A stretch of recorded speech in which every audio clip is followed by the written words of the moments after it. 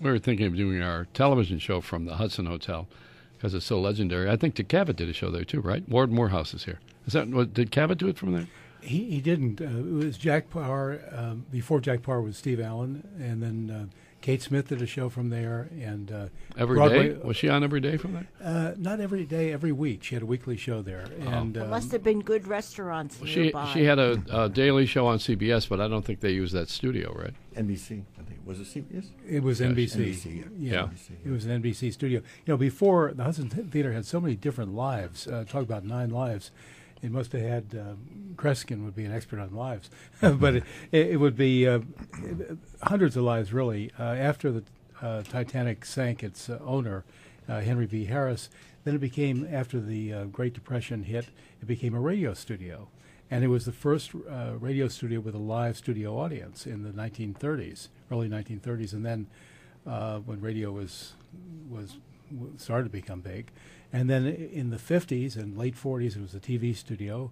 Steve Allen, Jack Parr got started there. Jack Parr hated the place, by the way. He had a hotel room and an office in the Algonquin Hotel where he'd go for refuge. But he didn't like the Hudson Theater because it was so ratty. But you got to remember in those days, Joey, and as you probably remember from some of the early days of radio, that there weren't a lot of well-furnished TV studios around in those days. So they took these old Broadway theaters and made them into makeshift studios. And the odd thing about the Hudson Theater is they cemented over all the Tiffany tiles and all the embellishments, which they had to recover when they renovated the theater several years ago.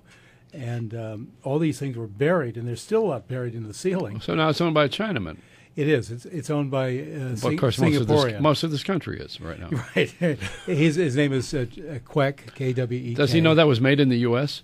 Right. Yes, it was. Did someone tell him? But he remade it in the U.S. as well. What's his name again? Kwek, K-W-E-K. Yeah. And he owns the Millennium Hotels, which is the Millennium Broadway is there on 44th Street. So he has a few dollars. Sure, A few dollars, the UN Millennium. He has the one down here near the World Trade Center, what is it, the Millennium Hotel down here. Yeah.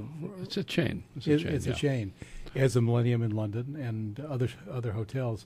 I took him out to lunch at the National Arts Club, and he almost fainted dead away because the first time I had taken him out to lunch, I mean, I took you out once. We went to Nedick's, right?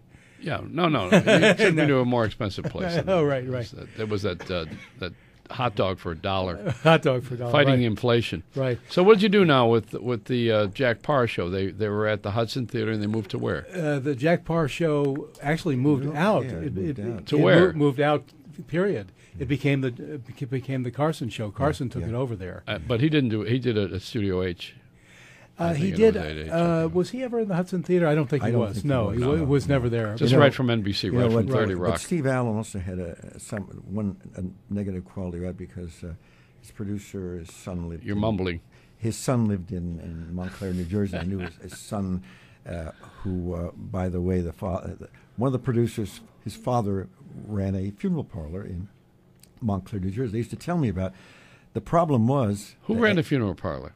One of the producers of the Steve Allen show. Really? Yeah. I had a funeral parlor. And because I spent hundreds of hours there. One of my friends was an apprentice there, so we used to have... You'd be at the funeral parlor? Yeah. Off season? Or were there bodies in there? There was a very famous night where I came in and my friend said, we were in hysterics last night on the floor. I said, what do you mean? Now, folks, I'm not a morbid person, but the funeral viewing was for a fireman who died, and the coffin was closed for obvious reasons. He died in a fire, and the family asked for his favorite song to be played, "Smoke It's in Your Eyes." True story, no joke. That my friend said they had to go in another room. They were lying on the floor. But anyway, Steve Allen, true story. Steve Allen, the thing that bothered him about the Hudson Theater, I remember going as a kid there because it was late at night. The show was on live. That last half hour, he said to me for years, he says, Kreskin, it was one of the most dreadful situations because a lot of the people who went there had been drinking and were falling asleep in the audience and so on. So he finally got them to be able to repeat this last half hour again. And he reached a point, he was so angry at NBC, that and people don't remember. The Tonight Show was 1 hour 45 minutes. The Right. first 50 minutes was local, then an hour and a half. Steve Allen decided, I'll shove it to NBC. The last half hour, he repeated everything he did in the first half hour, the same questions and everything else, because it wasn't his fault. The audience was embalmed at that moment. I wish I had interviewed you for the No, book. I'm sorry. But you know, Steve Allen actually went against Ed Sullivan, and that was a very daunting thing to do because it was Sunday nights. They tried him out on Sunday nights, and Ed Sullivan was king of television, and Steve Allen was the new kid on the block. But you know, he never forgot, and he respected NBC to his dying day. It was a day in history when the networks had great respect for true news, and one night he decided to devote the last 45 minutes of the show to organized crime. The Tonight Show entertainment with Edie Gourmet, Steve Lawrence, and so forth, not Jose Musk, but Skitch Henderson, and NBC was so impressed that when the show went off at 1 o'clock, they kept the show on the air, as Joey did after the West Virginia massacre. I remember being on an hour later, and I said, you know, the only time I ever saw that in broadcasting was the Steve Allen Show. They kept him on the air another hour. Well, you know, that's ironic because the Hudson Theater started with a gangster, Dutch Schultz. That's produced the first that's black musical downtown called Hot Chocolates in 1929. I didn't know that. He was the beer baron of the Bronx, and he produced that show. And guess who was in the show? He actually played the trumpet between the acts. It was Louis Armstrong. No, I loved him. Yeah, and Louis Armstrong didn't get a credit in the show, and he played a little ditty, which became very memorable, Ain't Misbehaving. And it was between the acts, and then he recorded that show in 1929 after the Hot Chocolates closed. But Dutch Schultz put a gun to the composer's head and said, I want a funny number here for a cute little colored girl. That's the term he used in those days. And he said that if it's not funny, I'll blow your brains out. And so the composer put the gun to whose head? He put the gun to the composer's head. Oh my! And the composer was shaking in his shoes, really. And then the audience started to laugh, and his life was spared. But you know, the only time I've ever heard that in show business was in Las Vegas, and this has been told me. No longer are they alive, but by two people who were nearby. One night, Frank Sinatra was king. Won a tremendous amount of money gambling because they'd closed that part of the room. And he went to collect it, and the house manager took a gun and said, you either walk out of here or I will pull the trigger. Oh, and one of the guys that was working as dealer said, Kreskin, he said, I in my boots. And Sinatra, who had certainly a temperament, took a deep breath and walked away, and the guy put the gun down. Why? What's the reason? Why would they he didn't want to give him the money. I know why. Casinos were not built by winners. I see. So he was owed that money and he never collected it? Well, he wanted the crap table, whatever the table and was. They didn't want to give it to they him. Never gave it to him.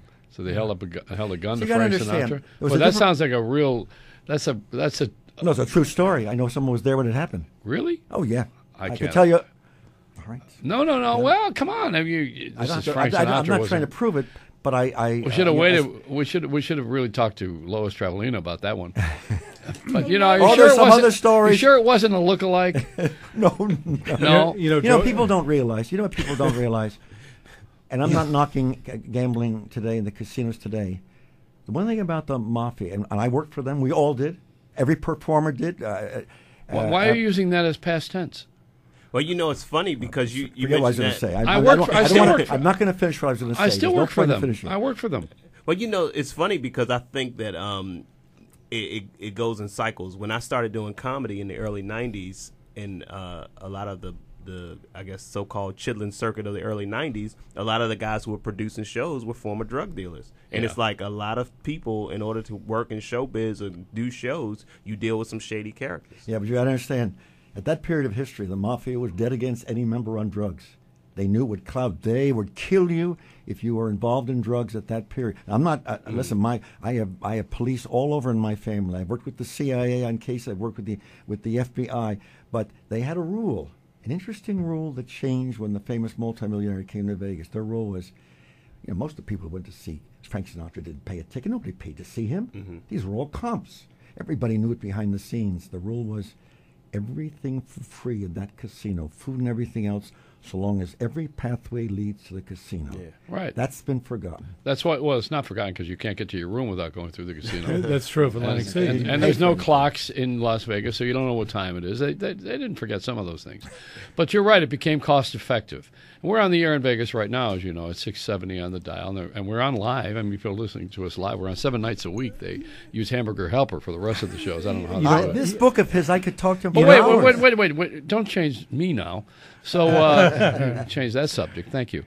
So the Las Vegas years, which were very interestingly charming because it was a gangster's medium, had a certain cachet to it. You know, you really were there to gamble, but you also were there to have fun.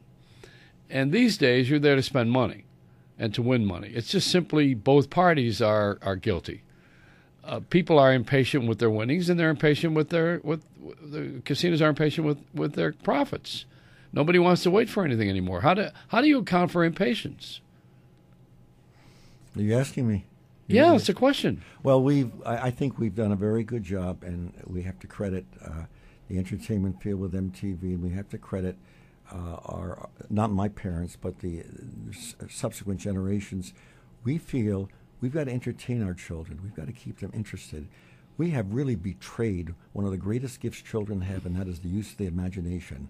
You ask any teacher up to 6th grade in the United States, and they confide in me, Kreskin, the kids are not imaginative anymore. They wouldn't know what to do. We had a snowstorm. We had a blizzard just a few weeks ago. In the city block in which I live are more kids. Do you think they were outside playing in the snow? It's too cold. My neighborhood, they were. You know what they did? They built what I love? Snowball fights. Well, they had built snowmen. You know where they put them? Over the fire hydrants, so they could park. We got a creative neighborhood. We're going to be right back. Joey Reynolds Show live from New York.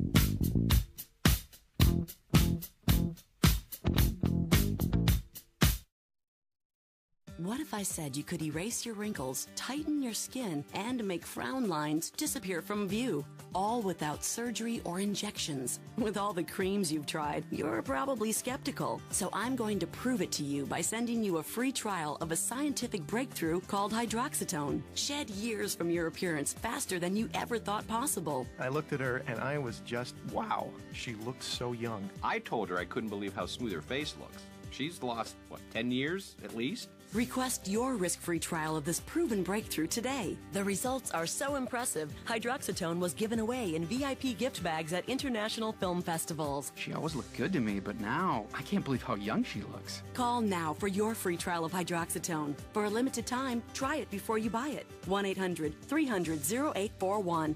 But hurry, when this offer's gone, it's gone. Call 1-800-300-0841.